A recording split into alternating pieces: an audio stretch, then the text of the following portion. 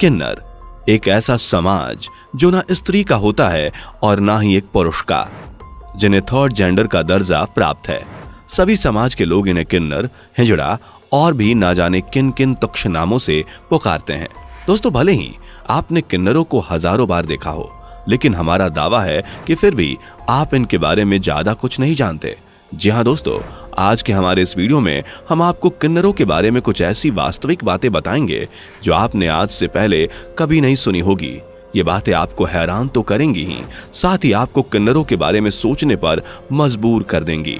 तो चलिए समय को जाया ना करते हुए शुरू करते हैं आज की हमारी यह खास पेशकश जो कि किन्नरों पर आधारित है। लेकिन उससे पहले कि हम वीडियो में आगे बढ़ें, हम चाहेंगे कि अगर आपको हमारा यह वीडियो और इसको बनाने में हमारी मेहनत जरा भी पसंद आती है तो वीडियो को एक लाइक देकर हमें मोटिवेट जरूर कीजिएगा और साथ ही इस तरह के और वीडियोस के लिए चैनल को सब्सक्राइब भी जरूर कीजिएगा। तो आइए शुरू करते हैं।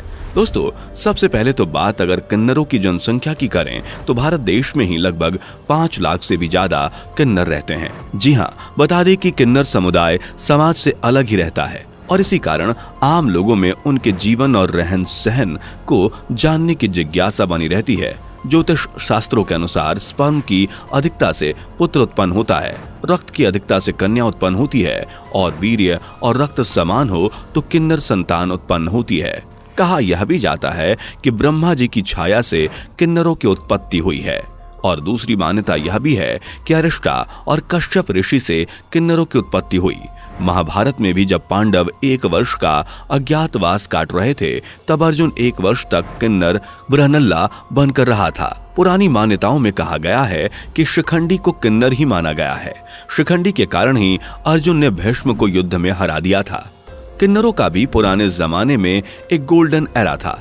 जी हाँ, किन्नरों को मुगल साम्राज्य में सबसे पहले अहमियत दी जाती थी। किन्नरों को महिलाओं के हरम की रक्षा की जिम्मेदारी दी जाती थी।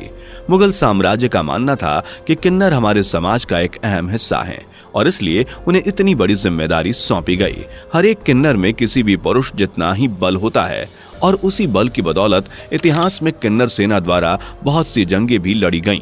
मुगल शासन के समय किन्नरों को सबसे ज्यादा सम्मान प्राप्त हुआ था। किन्नर उनकी कई सेनाओं में जनरल भी थे और कई रानियों के पर्सनल बॉडीगार्ड। आपको जानकर हैरानी होगी कि भारत में किन्नरों का इतिहास 4000 साल से भी पुराना है, यानी कि महाभारत के समय का। इतने सालों से एक ही जमीन पर होने के बावजूद भी उन्हें बराबरी का दर्जा नहीं मिल पाया। किन्नर भले ही हमारे बीच रहते हों, लेकिन फिर भी हम उनसे जुड़े हुए पहलुओं को कभी जान नहीं पाए जो सीधा उनकी जिंदगी से जुड़े हुए हैं। दोस्तों, आप जरा याद करने की कोशिश कीजिए कि क्या कभी आपने आम इंसान की तरह किन्नरों की शव यात्रा को देखा है? तो आपका जवाब होगा नहीं। आखिर ऐसा क्यों?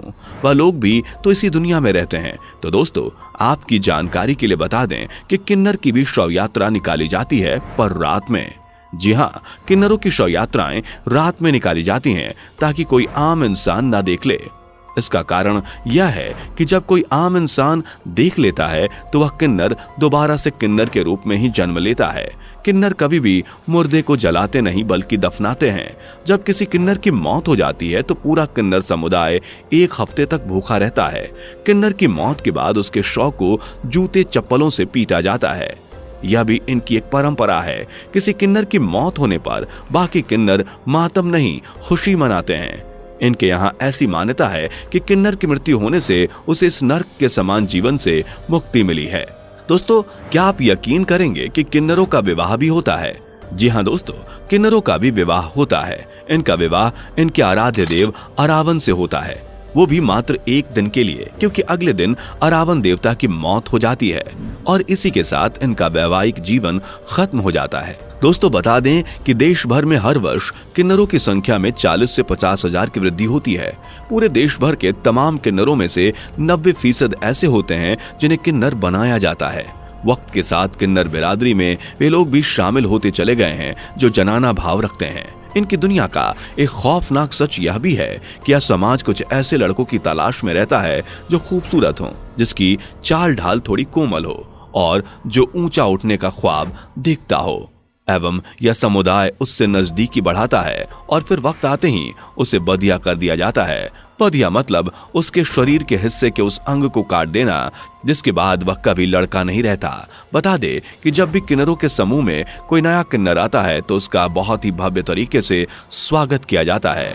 उसके लिए नाच गाने के साथ साथ खास दावत का भी इंतजाम किया जाता है। दोस्तों, ऐसे तो किन्नर बहुत खुश दिखते हैं, लेकिन असल जिंदगी में अगर उनकी जिंदगी के बारे में जानने की कोशिश की जाए तो ये किन्नर बहुत दुखी होते हैं। ये लोग अपनी देवी बरूचा माता से माफी मांगते हैं और उनसे ये बोलते हैं कि अगले जन्म में उन्हें किन्नर कभी ना बनाएं। दोस्तों, हमारे समाज में इनके कई नाम होते हैं, किन्नर, हिजड़ा और ना जाने क्या क्या। आम आदमी इनके पैसे मांगने पर ज्यादा विरोध नहीं करता और चुपचाप निकाल कर दे देता है। ऐसा क्यों?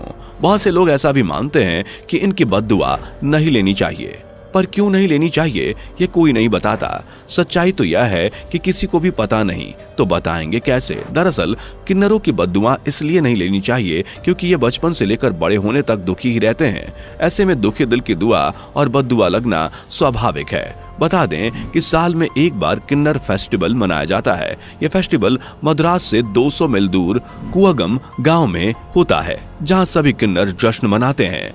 गुरु शिष्य जैसी प्राचीन परंपरा किन्नर समुदाय में आज भी पहले जैसी बनी हुई है। किन्नर समुदाय के सदस्य स्वयं को मंगलमुखी कहते हैं क्योंकि ये केवल मांगलिक कार्यों में ही हिस्सा लेते हैं, मातम में नहीं।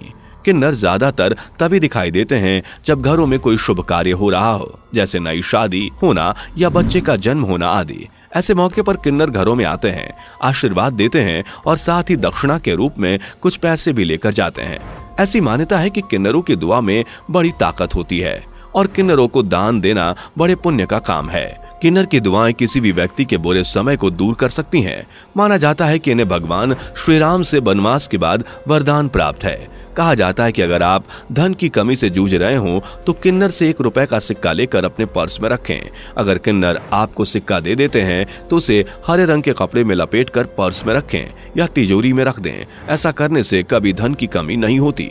1871 से पहले तक भारत में किन्नरों को ट्रांसजेंडर का अधिकार मिला हुआ था, लेकिन 1871 में अंग्रेजों ने किन्नरों को क्रिमिनल ट्राइब्स मतलब जराइम पेशा जनजाति श्रेणी में डाल दिया। बाद में आजाद हिंदुस्तान का जब नया संविधान बना तो 1951 में किन्नरों को क्रिमिनल ट्राइब से निकाल दिया गया, मगर उन्हें उनका हक तब भी नहीं मिला। दोस्तों, यूं तो किन्नरों का इतिहास आज से करीब 4000 साल पुराना है, लेकिन किन्नरों को आज भी हमारे समाज में नीचा स्थान दिया गया है। वैसे तो किन्नर हिंदू धर्म निभाते हैं, लेकिन उनके गुरु हमेशा ही मुस्लिम धर्म के होते हैं। किन्नरों को हमारे समाज में एक अलग ही नजरिए से देखा जाता है।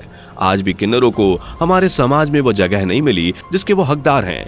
दोस्तों, हमारे विचार में भले ही हमारा समाज किन्नरों को अलग समझता हो, लेकिन असल में इन्हें भी एक अच्छा स्थान मिलना चाहिए जहां इनका सम्मान हो, इनसे इंसानियत भरा व्यवहार किया जाए। बाकी आपकी क्या राय है, आप हमें कमेंट में बता सकते हैं। हमें आपके कमेंट्स का इंतजार रहेगा। दोस्तों, कैसा लगा आपको किन्नरों का यह अनोखा संसार? क्या आप भी किन्नरों की दुआ बद्दुआ में विश्वास रखते हैं? हमें जरूर बताएं। दोस्तों, उम्मीद करते हैं कि आपको ये वीडियो पसंद आई होगी। अगर हाँ तो वीडियो को लाइक कर दीजिएगा। साथ ही इस तरह के इंटरेस्टिंग वीडियोस के लिए हमारे चैनल को सब्सक्राइब जरूर कर लें। दोस्तों, आज के लिए फिलहाल इतना ही। मिलते हैं नेक्स्ट टाइम नई वीडियो के साथ। धन्यवाद।